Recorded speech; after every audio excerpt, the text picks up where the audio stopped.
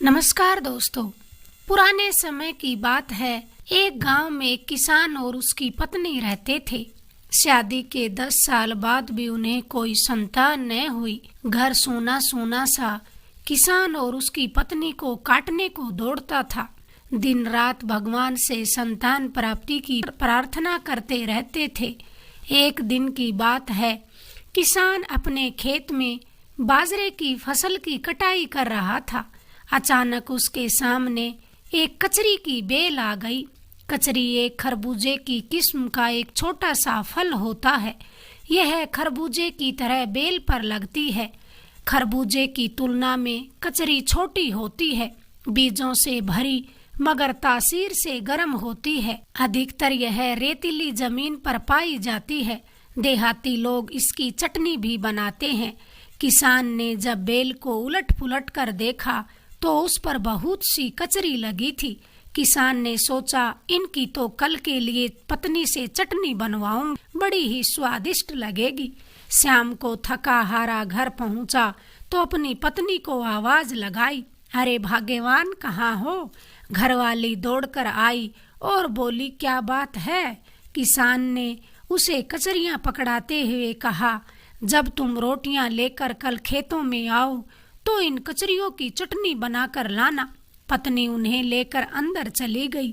अगली सुबह किसान अपने बैलों को लेकर खेतों में चला गया और पत्नी अपने घर के कामों में लग गई। जब वह आटा गूंदने लगी तो उसे कचरी की चटनी बनाने की याद आई। जल्दी से छींके से कचरियों को उतारा और कुंडे में डालकर नमक, मिर्च और लहसुन के साथ उन्हें सोटे से कूटने लगी। जल्दी जल्दी में उसे इसका ध्यान भी न रहा कि एक कचरी कुंडे से उछलकर जमीन पर गिर गई और लुढ़कती हुई पाटे के नीचे पहुंच गई। थोड़ी देर में मजेदार चटनी तैयार हो गई। किसान की पत्नी ने करेले की सब्जी, एक कटोरी में घी, शक्कर, एक कटोरी में कचरी की चटनी, 2 प्याज और 8 रोटियां टोकरी में रखी। टोकरी उठाकर सिर पर रखी और हाथ में लस्सी से भरी केतली उठाई। जाने ही वाली थी कि अचानक उसके मुंह से निकला, काश मेरा भी कोई बेटा या बेटी होती तो भागकर अपने बापू को खेतों में रोटियां दे आती। यह सुनकर कचरी जल्दी से पाटे के नीचे से निकली और बोली, माँ, आप क्यों तकलीफ सहती हैं? मुझे रोटियां दो, मैं बापू को खेतों में खाना दे आती हूँ। किसान की पत्नी ने नीचे देखा तो आंखें फटी की फटी रह गई। किसान की पत्नी की तो खुशी के मारे आंखों में पानी आ गया। आज किसी ने पहली बार उसे इतने प्यार से माँ कहा था। किसान की पत्नी बोली, आज से तू मेरी बेटी है, तू मेरे घर की रौनक है। उसने टोकरी को कचरी के सिर पर रखकर लस्सी की केतली को उसके हाथ में पकड़ा दिया और सारी बात समझा दी। कचरी उछलती कूदती अपने बाप को खाना देने खेतों की तरफ चल दी। अपने खेतों में पहुंचने से पहले रास्ते पर एक चौड़े से नाले में पानी बह रहा था। इतना चौड़ा नाला कचरी पार न कर सकी। नाले की दूसरी तरफ उसका बापू उसे हल चलाता हुआ दिखाई दिया। फिर कचरी जोर जोर से बोलने लगी, बापू, ओ बापू। किसान ने आवाज सुनकर इधर उधर देखा तो हैरान हुआ कि आसपास कोई आदमी भी नहीं है, तो मुझे बापू कहकर कौन बुला रहा है? किसान अपने बैलों को रोककर इधर उधर घूमकर देखने लगा तो उसे फिर आवाज आई, बापू, मैं नाले के दूसरी तरफ खड़ी हूँ, जल्दी से आकर मुझे नाला पार कराओ, मैं आपकी रोटियां लेकर आई हूँ। किसान भागा भागा उसी तरफ आया और आंखें फाड़कर देखने लगा। कचरी बोली, बापू, नीचे देखो, मैं घास में खड़ी हूँ, मुझे माँ ने आपकी रोटियां देने के लिए भेजा है। किसान ने नीचे देखा तो हैरत से उसका मुंह खुला रह गया। थोड़ी देर बाद किसान ने कचरी के सर से टोकरी उठाई और कचरी ने कहा, बापू, मुझे नाला भी पार करा दीजिए। किसान ने कचरी को नाला पार करा दिया।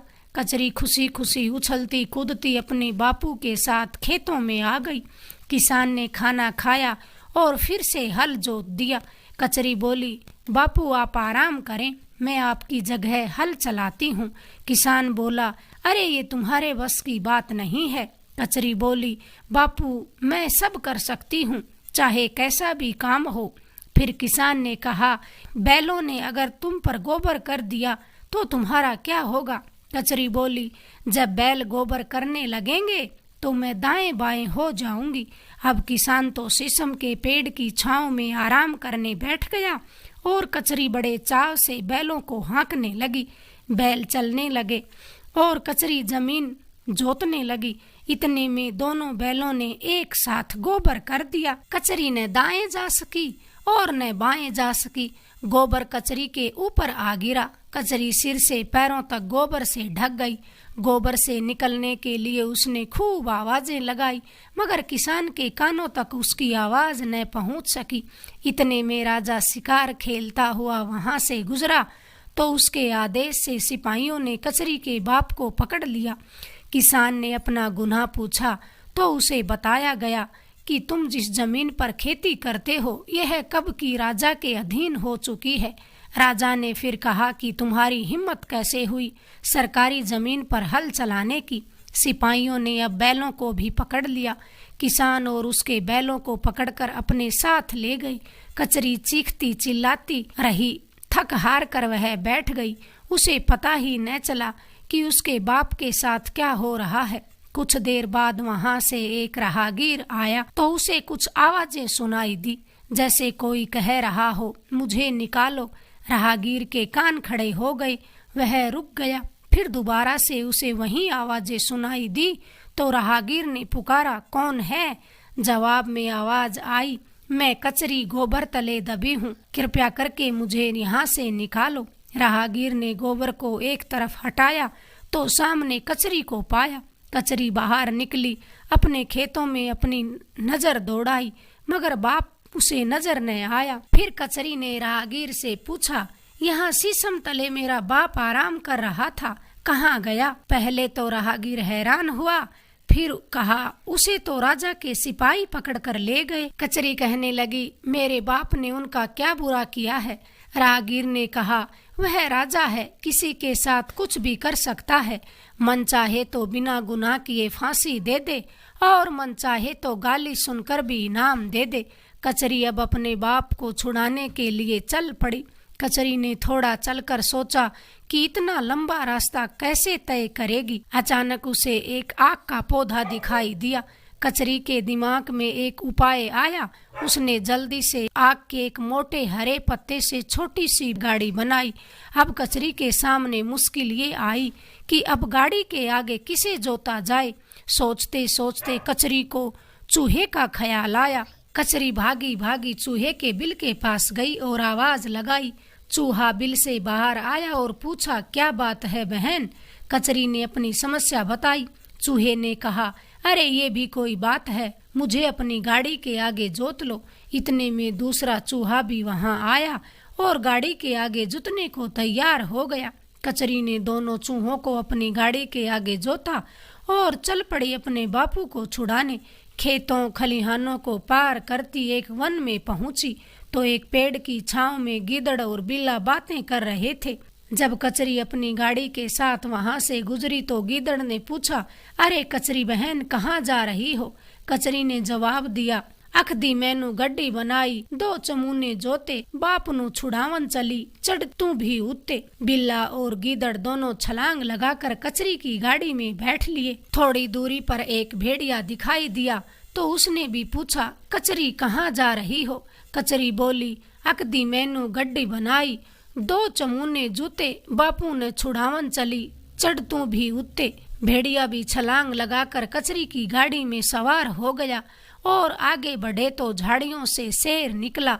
उसने भी वहीं सवाल किया तो कचरी ने भी वहीं जवाब दिया। शेर भी गाड़ी में सवार हो लिया। आगे बढ़े तो जंगल में एक तरफ आग लगी थी। तड़ाक तड़ाक करके पेड़ों के तने टूटे जा रहे थे। आग के शोले आसमान से बातें कर रहे थे। जब कचरी वहां से गुजरने लगी तो आग ने पूछा, कचरी कहाँ चली हो? कचरी ने जवाब दिया, अकदी मैंने गड्डी बनाई, दो चमूने जूते, बाप नू छुड़ावन चली, चढ़ तू भी उत्ते। आग चलने को तैयार हो गई। कचरी ने आग से कहा, मेरे दाएं कान में घुस जाओ। आग फुफार मारती हुई कचरी के दाएं कान में घुस गई। कचरी फिर अपने रास्ते पर चल पड़ी तो आगे उफान मारती नदी बह रही थी। उसने कचरी से वही प्रश्न पूछा तो कचरी ने कहा, अकदी मैनू गड्ढ बनाई, 2 चमूने जूते, बापू ने छुड़ावन चाली, चढ़ तू भी उत्ते। अब नदी भी उसके साथ जाने को तैयार हो गई। कचरी ने कहा, तू मेरे बाएं कान में घुस जाओ। नदी भी कचरी के बाएं कान में घुस गई। कचरी अपने झुंड के साथ थोड़ी ही दूर चली थी कि राजा का महल उसे नजर आया। सब महल के बड़े दरवाजे पर पहुंचे तो पहरेदार ने पूछा, कहाँ जा रहे हो? कचरी ने जवाब दिया कि राजा ने मेरे बाप को गिरफ्तार किया है, उसी को छुड़ाने आए हैं। पहरेदार ने राजा को यह सूचना दी तो राजा ने कचरी को अंदर बुलाकर पूछा, कहो क्या काम है? कचरी कहने लगी, आपने मेरे निर्दोष बापू को बेड़ियां पहनाई हैं। आप मेरे बापू और उसके दोनों बैलों को छोड़ दीजिए, नहीं तो जो कुछ होगा उसके जिम्मेदार आप स्वयं होंगे। अब कचरी की बात सुनकर राजा ने कहा, छोटे मुंह बड़ी बात, हमें धमकी देती है, चली जाओ यहाँ से। जिस रास्ते से आई थी उसी रास्ते से वापस चली जाओ। अब कचरी के इशारे भर की देर थी कि बिल्ला, शेर, भेड़िया सब महल के अस्तबल और दुधारू पशुओं पर टूट पड़े। फिर कचरी ने आग को महल जलाने का आदेश दे दिया। देखते ही देखते आग कचरी के दाएं कान से निकली और महल पर फैल गई। महल में सब चीखते चीखते दौड़े। अब राजा की आंखें खुली, भागा भागा कचरी के पास पहुंचा और हाथ जोड़कर अपने किए की माफी मांगी। महल की आग बुझाने की विनती की। कचरी ने कहा, पहले मेरे बापू और उसके दोनों बैलों को आजाद कीजिए। राजा के आदेश पर किसान की बेड़ियां काट दी गई। किसान अपनी बहादुर बेटी से मिला, दोनों बैल भी वापिस कर दिए गए। अब कचरी ने नदी को आदेश दिया, ए नदी, मेरे कान से निकल और महल की आग बुझा दे। पलक झपकते ही नदी कचरी के कान से निकली और महल को पानी में डुबो दिया। जब आग बुझ गई तो सारा पानी उतर गया। अब कचरी का झुंड हंसता मुस्कुराता घर की ओर लौटा। कचरी ने सबको धन्यवाद कहा, सब साथियों को अपनी अपनी जगह उतारा।